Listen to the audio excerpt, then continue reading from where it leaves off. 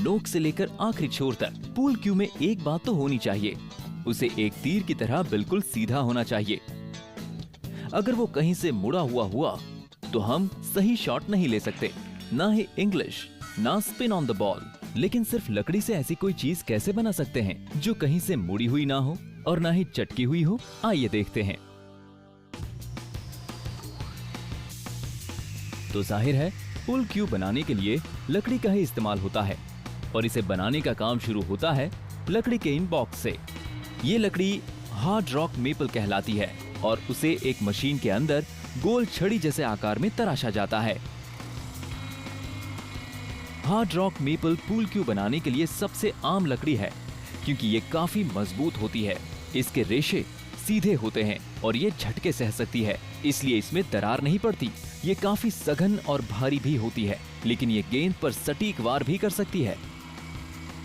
एक pool Q के लिए इन्हें मेपल के 3 टुकड़ों को तराशना पड़ता है, जिनमें से एक हिस्सा आगे वाला यानी शाफ्ट का होता है, जो आगे की ओर पतला होता है, और 2 टुकड़े पिछले हिस्से के लिए होते हैं, जिसे बट कहा जाता है। ये मेपल के 2 अलग अलग टुकड़ों से बनाया जाता है और फिर इन्हें स्थायी रूप से जोड़ दिया जाता है।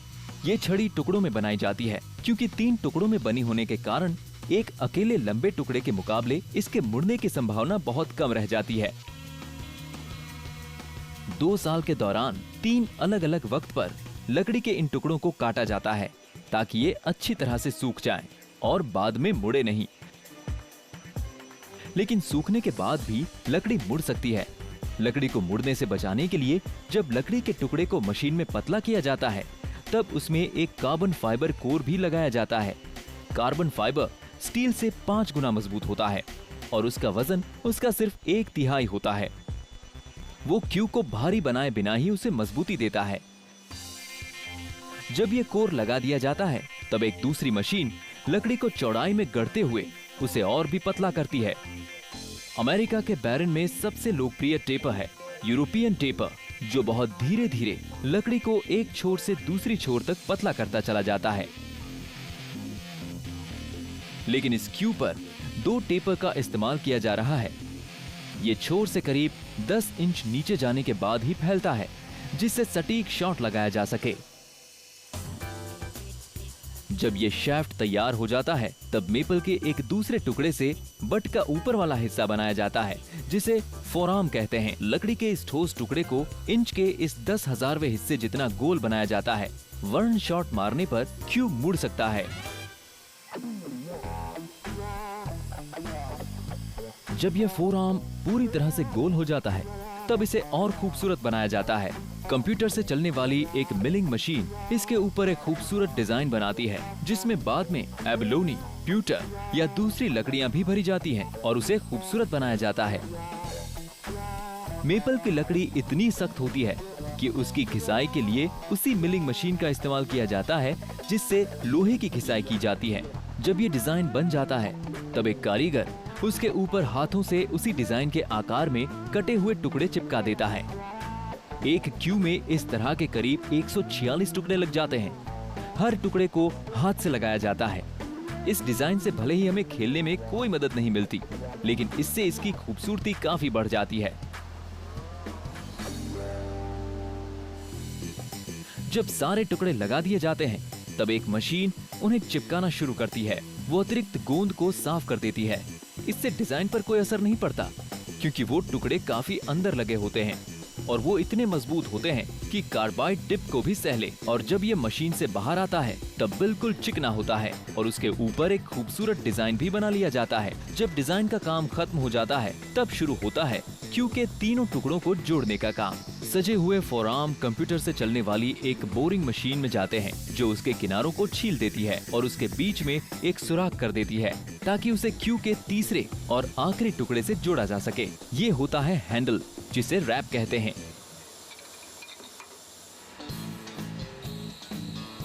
ये रैप ही पूल क्यू का सबसे बड़ा और भारी हिस्सा होता है। इससे क्यू को ताकत मिलती है। वही बोरिंग मशीन रैप के एक किनारे पर एक सुराख बना देती है, जो फोरआर्म में बने सुराख में फिट हो जाता है। फिर एक ड्रिल बिट उसे खोखला बना देता है ताकि उसके अंदर स्टील की एक रॉड लगाई जा सके। फिर एक कारीगर उसमें इपॉक्सी लगाता है, जिससे फोरआर्म हमेशा के लिए क्यू के साथ जुड़ जाता है। और आखिर में एक मशीन पर उसे चिकना कर लिया जाता है तो बट तैयार हो जाता है। इस बट को पहले अस्थायी रूप से शाफ्ट के साथ जोड़ा जाता है ताकि उनके ऊपर यूरेथिन की एक परत चढ़ाई जा सके। उससे अंदर नमी नहीं बचती और लकड़ी भी मुड़ती नहीं है। जब यूरेथिन सूख जाता है, एक रोटेटिंग वाइज में डाला जाता है जहां उसकी घिसाई और वैक्सिंग की जाती है। इसके बाद शेफ्ट के सबसे चौड़े हिस्से पर स्टील के जॉइंट लगा दिए जाते हैं। वो उसे बट से हमेशा के लिए जोड़ देते हैं। इसके बाद रैप यानी क्यू के हैंडल पर चमड़ा लगा दिया जाता है, जिससे खिलाड़ी को अच्छी ग्रिप मिल जाती है। उसके बाद जांच करके ये देखा जाता है कि क्यू सीधा है या नहीं। अगर रोल करने पर ये ऊपर या नीचे हिला तो मतलब है कि वो सीधा नहीं है, लेकिन अगर वो नहीं हिला तो मतलब होता है कि क्यू अपने आखिरी चरण के लिए तैयार है। यहाँ शाफ्ट के छोर पर भूरे चमड़े की एक टिप लगाई जाती है, जिसके बाद ये बिल्कुल सीधा शूट करने के लिए बिल्कुल तैयार होता है।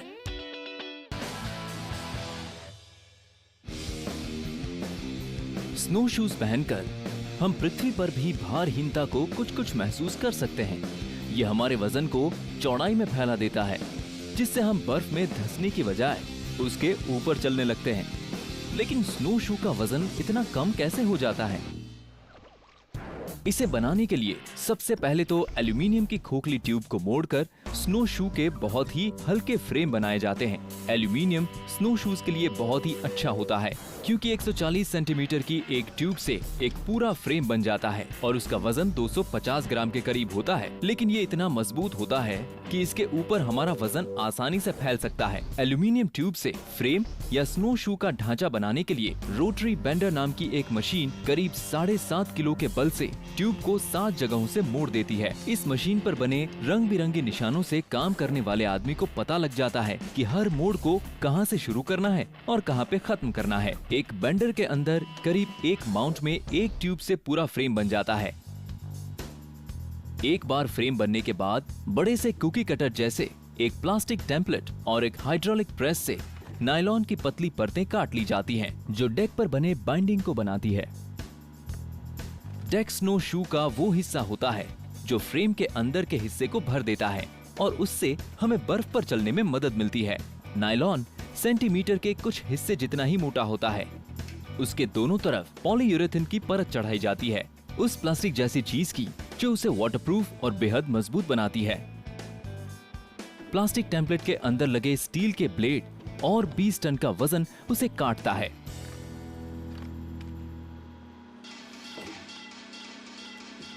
जब डेक की बाइंडिंग काट ली जाती है, तब एक ही जरूरी काम बच जाता है, उसमें पिवट स्ट्रैप लगाना, जो बंधन को स्नो शू से जोड़ता है।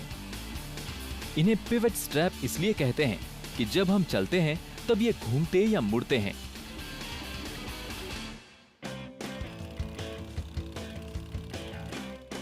जब सारे पिवट स्ट्रैप लगा दिए जाते हैं, तब बाइंडिंग जोड़ी जाती है।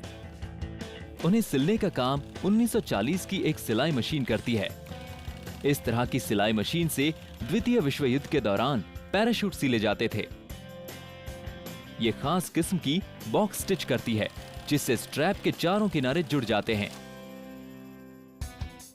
जब बाइंडिंग लगाने का काम पूरा हो जाता है, तब एक आइलेट मशीन स्नो शू के डेक से पीतल के छोटे छोटे आइलेट से नायलॉन लूप जोड़ देती है। यही लूप डेक से एल्यूमिनियम को जोड़ता है। इसके बाद शुरू होता है सबसे मुश्किल काम, जिसमें एल्यूमिनियम फ्रेम को इन लूपों के बीच से निकाला जाता है ताकि नायलॉन का डेक फैलकर लग जाए। अभी तक इस काम के लिए कोई मशीन नहीं बनाई जा सकी है, इसलिए एक कारीगर फ्रेम को अपने पैरों से ही फंसाकर नायलॉन के लूपों को ट्यूब के ऊपर खींचता है।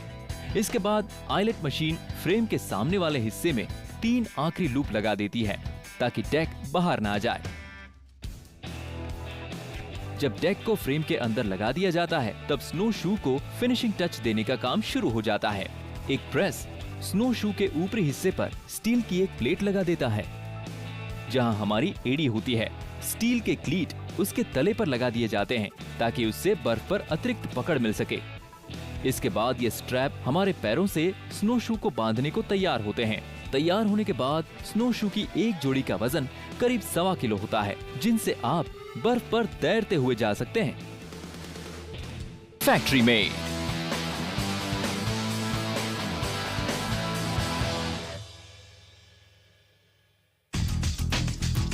फॉर्चून कुकी के अंदर छुपी होती है हमारे भविष्य की बातें, जैसे आप लॉटरी जीतने वाले हैं, आप अचानक यात्रा पर जाने वाले हैं, या आपको अपनी ड्रीम डेट मिलने वाली है। लेकिन सबसे बड़ा राज तो यही है कि वो भविष्यवाणी कुकी के अंदर कैसे जाती है।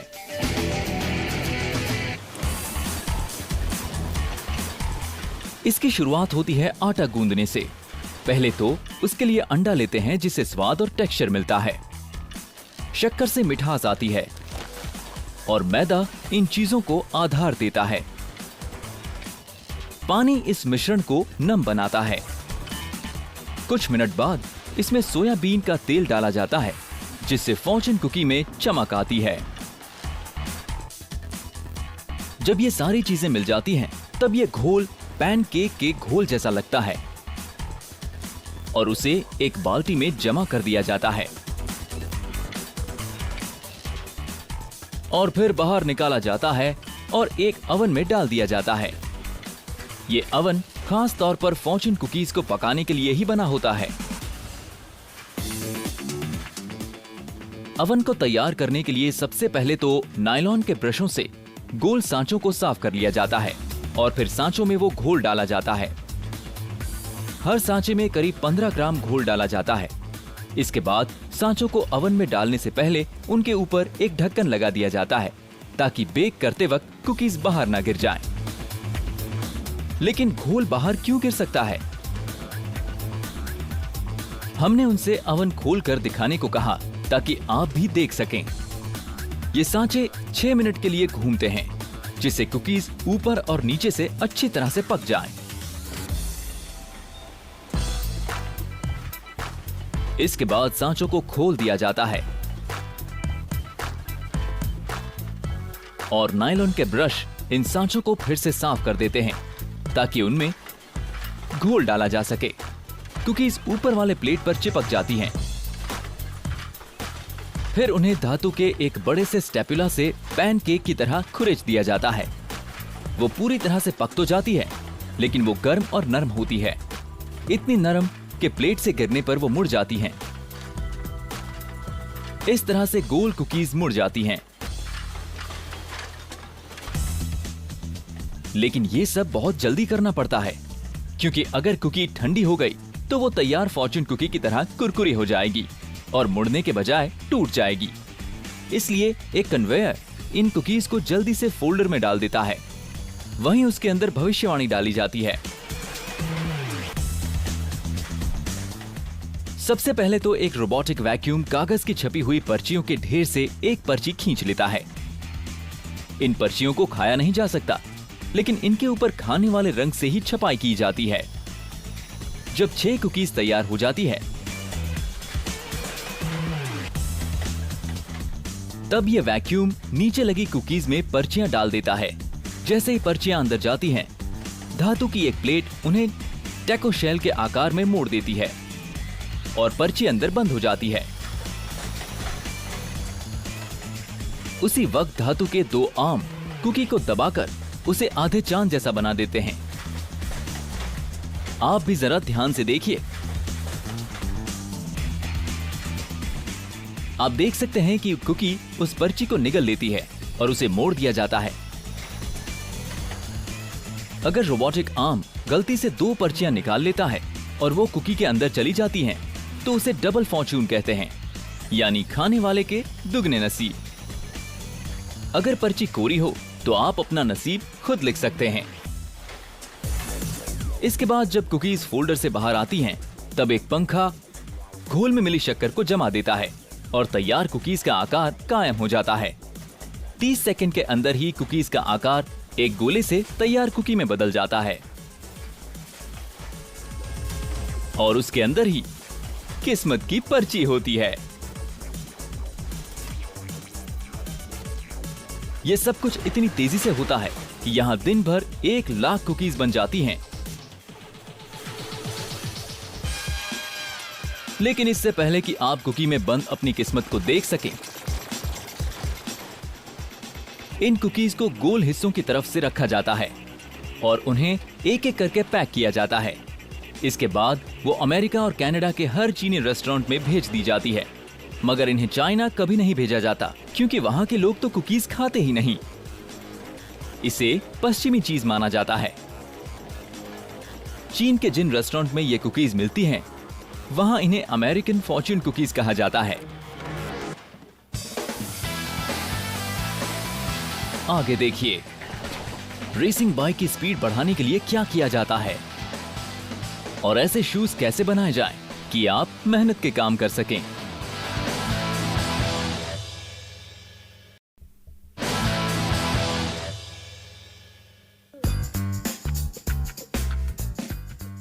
इस रेसिंग साइकिल का फ्रेम का वजन पानी के 550 ग्राम की बोतल से भी कम होता है।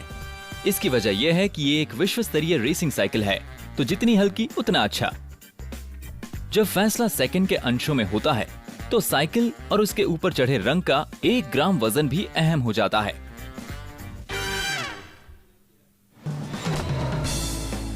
साइकिल की बेहद तेज रफ्तार और उसके हल्के वजन का राज छिपा है कार्बन फाइबर के इन कागज जैसे पतले रोल में। वो जिस चीज से बनाई जाती है उसे OCLV यानी ऑप्टिमम कॉम्पैक्शन लो वॉइड कार्बन कहते हैं। कार्बन के ये रेशे पहले तो किसी मोटे कपड़े की तरह लचीले होते हैं, लेकिन बाद में गर्म करके दबाने पर ये सख्त हो जाते हैं और उस कंपोजिट में बदल जाते हैं जो एल्यूमिनियम से हल्का और स्टील से मजबूत होता है। लेकिन सबसे पहले इन्हें फ्रेम के अलग अलग टुकड़ों में काटा जाता है। कार्बन फाइबर की इन चादरों को कंप्यूटर से चलने वाली एक मशीन के नीचे रख दिया जाता है जो एक हाईटेक कुकी कटर की तरह काम करती है। इसमें लगा एक प्रोग्राम 2 पहियों के बीच फंसे ब्लेड को चलाता है। ये ब्लेड भी उसी कार्बन से बना होता है जिससे साइकिल की फ्रेम बनाने वाले हैं, लेकिन उसमें थोड़ा लोहा भी ज्यादा होता है ताकि वो ज्यादा मजबूती से काम कर सके। इसके बाद एल्यूमिनियम का एक सांचा कार्बन फाइबर के इन पतले टुकड़ों को दबाकर बेहद हल्की कंपोजिट ट्यूबिंग में बदल देता है। उससे ही साइकिल का फ्रेम बनाया जाता है। हर सांचे में कार्बन फाइबर के टुकड़ों की कई परतें डाली जाती है जिससे वो काफी मजबूत हो जाती हैं। इन परतों के बीच खोखली जगह बनाने के लिए उसके बीच गुब्बारे जैसा एक ब्लैडर डाला जाता है जो सांचे में ढलते वक्त कार्बन के टुकड़ों के बीच फूल जाता है। जब ये सारी चीजें तैयार हो जाती हैं, तब सांचा बंद कर दिया जाता है और उसे प्रेशर कुकर में डाल देते हैं। वहां गर्म होकर उस फ्रेम का ट्यूब बन जाता है। 25 टन के दबाव से सांचा दब जाता है और बाहरी प्लेटें करीब 125 डिग्री पर गर्म होती हैं, जिससे कार्बन फाइबर के टुकड़े पिघलकर आपस में जुड़ जाते हैं।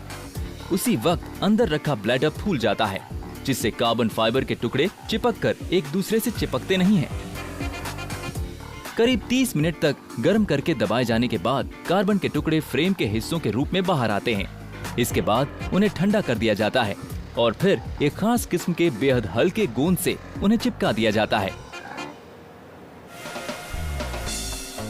फिर फ्रेम को एरोडायनामिक बनाने के लिए उसे फिनिशिंग रूम में भेज दिया जाता है। गोल रेतियों से उन्हें घिसा जाता है जिससे उसके किनारे चिकने हो जाते हैं और साइकिल सवार के कीमती सेकंड बचाते हैं। इंसान की तेज आंखें और चपल हाथ उसमें खराबियां ढूंढते हैं। चिकना किया जाने के बाद इन हल्के फ्रेमों पर पेंट की बहुत हल्की परत चढ़ाई जाती है। न्यूमेटिक पाइप की मदद से स्प्रे किया जाता है जिससे फ्रेम पर पेंट की बहुत पतली परत चढ़ती है। इससे कोई कूमड़ नहीं बनता, जिससे कि साइकिल का वजन बढ़े और पेंट भी इतना हल्का होता है कि वो साइकिल की रफ्तार को कम नहीं करता। लेकिन साइकिल पर अभी उस परत की जरूरत होती है जो पेंट को बचाती है, लेकिन पेंट की हर बूंद से साइकिल का वजन बढ़ सकता है। इसलिए एरोडायनामिक फ्रेम पर रोबोट की मदद से बेहद पतली परत चढ़ाई जाती है। हमने इनसे कहा कि ये स्प्रे के काम को कुछ देर के लिए रोक दे ताकि कैमरा आपको दिखा सके कि रोबोट कैसे काम करता है, जिससे पेंट की परत अच्छी तरह से चढ़ती है। पेंट की परत बिल्कुल बराबरी से चढ़ी है और हवा की वजह से साइकिल की रफ्तार कम नहीं होगी। कोई भी फ्रेम यहाँ से तभी निकल पाता है जब वो स्ट्रेस टेस्ट को पास कर पाता है। ये है फटीग टेस्ट मशीन।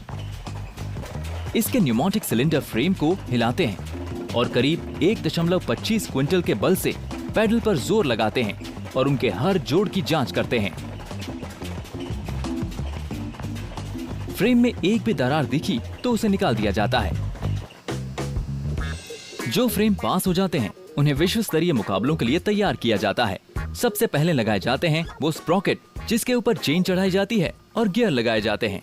इसके बाद फोक लगाया जाता है जिसमें अगला पहिया लगा होता है और उसके बाद लगाया जाता है हैंडल बार। इसके बाद साइकिल के पहियों और दूसरे पुर्जों के साथ पैक करके भेज दिया जाता है। रेस करने वाला उन्हें खुद जोड़ लेता है। ये कार्बन फाइबर से बनी बेहद हल्की, बेहद मजबूत साइकिल रेस के वक्त जीत और हार में फर्क ला सकती है, खासकर उस रेस में जहां फैसले कुछ सेकंड्स में होते हैं।